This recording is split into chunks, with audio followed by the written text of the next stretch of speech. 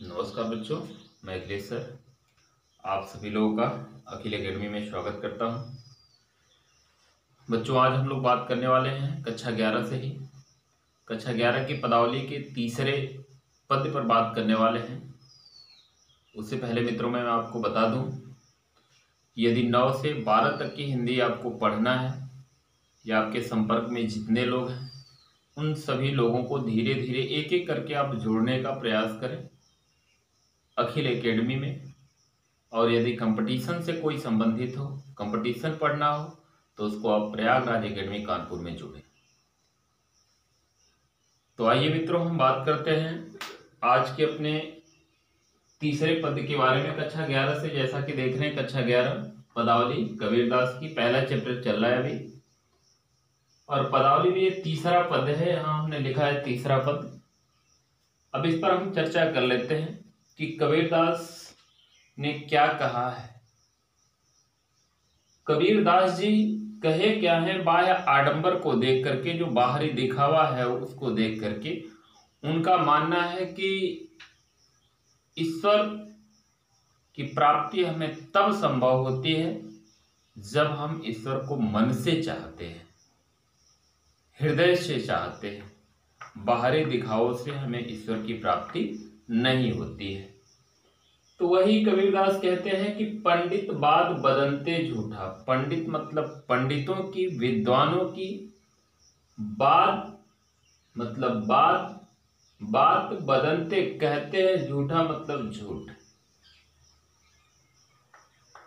कबीरदास जी कहते हैं बाहरी आडंबरों को पक्षाघात करते हुए कबीरदास कहते हैं, ध्यान से सुनेंगे कि कबीरदास जी बाहरी आडंबरों पर पक्षाघात करते हुए कहते हैं कि विद्वानों ने जो बात कही है उनकी बात पूर्णतः असत्य है, पूर्णतः झूठ है। विद्वानों ने जो बात कही है वह बात पूर्णतः झूठ है, पूर्णतः असत्य है। क्योंकि राम कहया दुनिया गति पावे। यदि उनकी बातें सही होती तो राम कहया, ईश्वर का नाम लेने से, निराकार ब्रह्म का नाम लेने से दुनिया मतलब दुनिया को, गति मतलब मोक्ष, पावे मतलब प्राप्ति हो जाती। यदि बाहरी दिखावों से ही सब कुछ प्राप्त हो जाता तो राम का नाम मात्र लेने से, ईश्वर का नाम मात्र लेने से ही हमें मोक्ष की प्राप्ति हो जाती। अखाण मतलब गुड़ होता है, मीठा। गुड़ कहया कहने से मुख मतलब मुख, मीठा मतलब मुख मीठा हो जाता। यदि उनकी बातें सही होती तो गुड़ का नाम मात्र लेने से ही मुख मीठा हो जाता। गुड़ का नाम मात्र लेने से ही मुख मीठा हो जाता। अब पावक कहया पांव जे दाझे। पावक मतलब आग, कहया कहने से, पांव मतलब पांव, जे दाझे जल जाता। यदि उन विद्वानों की बातें सही होती तो आग का नाम मात्र लेने से ही पांव जल जाता। और जल कहीं तृषा बुझाए, जल कहीं कहने मात्र से, नाम मात्र लेने से तृषा प्यास बुझ जाती।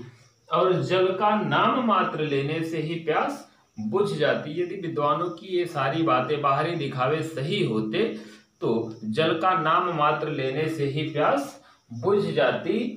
आप भोजन कहया भूस ये भाजे। भोजन का नाम मात्र लेने से, भोजन कहया भोजन का नाम मात्र लेने से भूस ये भाजे। भूस मतलब भूख, भाजे समाप्त हो जाती, दूर चली जाती। यदि बात सही होती तो भोजन का नाम मात्र लेने से ही हमारी भूख समाप्त हो जाती। तो सब कोई तिर जाए। तो मतलब तो सब कोई तिरी उद्धार जाय हो जाता। तो इस प्रकार से सभी लोगों का उद्धार हो जाता। तो इस प्रकार से सभी लोगों का उद्धार हो जाता। नर के साथ सुआ हरि बोले। नर के साथ मनुष्य के साथ सुआ तोता हरि बोले।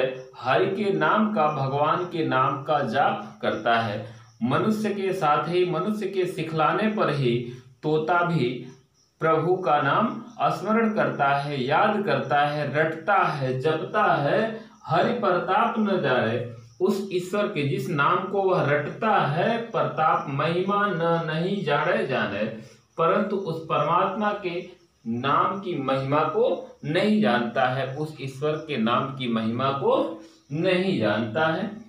जो कबहू उड़ी जाए जंगल में, जो यदि कबहू कभी उड़ी जाए, उड़कर चला जाता है जंगल में, मतलब जंगल में, यदि वह उड़ करके कभी जंगल में चला जाता है, यदि वह उड़ करके कभी जंगल में चला जाता है, तो बहुरी न सूरत आड़े, बहुरी मतलब दोबारा न नहीं, सूरत याद आड़े आती है, तो पुनः उसे दोबारा कभी वहां की याद नहीं आती है, उस मनुष्य की याद नहीं आती है।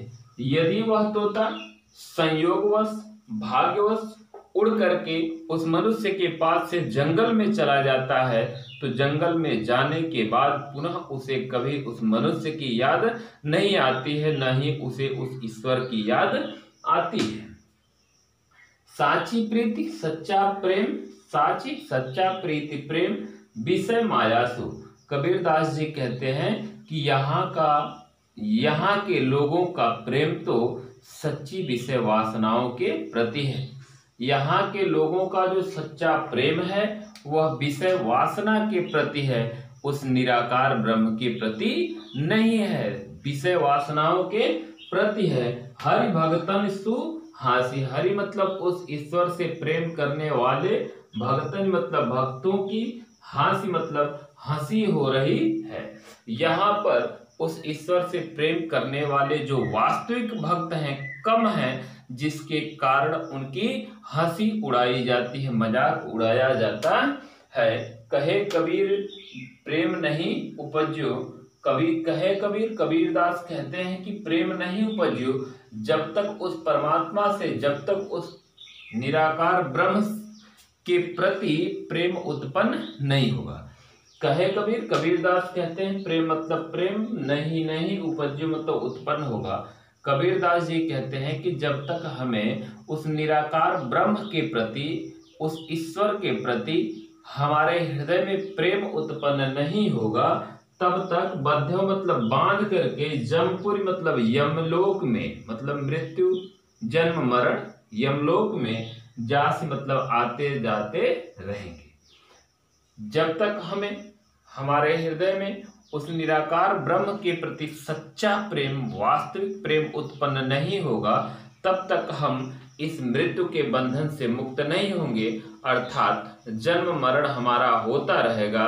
हम जमपुर मतलब यमलोक में आते और जाते रहेंगे, अर्थात हमें कभी भी मोक्ष की प्राप्ति नहीं होगी। इसलिए हमें उस ईश्वर से सच्चा प्रेम करना चाहिए। तो मित्रों, यदि वीडियो समझ में आई, बच्चों यदि वीडियो समझ में आई हो तो लाइक करिएगा, शेयर करिएगा, कमेंट करके आप बताएंगे कहाँ से हैं। धन्यवाद।